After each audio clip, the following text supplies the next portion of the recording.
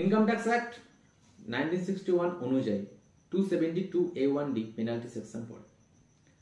তো 272(1)D এই সেকশনটি কত সাল থেকে লাগু হয়েছে?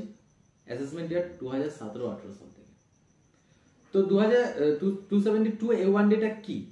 272A1D হলো ইনকাম ট্যাক্স যদি কাউকে 143(2) দেয়, যদি তার থেকে কিছু চাওয়া হয়, কোনো নথি চাওয়া হয়, কিন্তু সে যদি ওই নথিটা না দেয়, তার কোনো কমপ্লাই না দেয়, কমপ্লেন্স গিভেন না করে, তো অবভিয়াসলি তাকে 272A1D দিতে হয়। তো এর অ্যামাউন্টটা কত?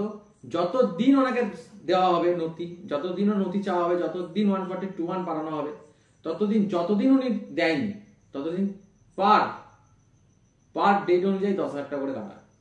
তো এটাই, যদি কেউ তিনবার রিপ্লাই না করে তাহলে 30,000, 4বার রিপ্লাই না করে 40,000। পরিষ্কার। যদি নথি না দেয়, রিটার্নেও নথি না দেখায়, তাহলে সেটা ধার্য করা হয় অবভিয়াসলি 10,000 টাকা করে অ্যামাউন্ট।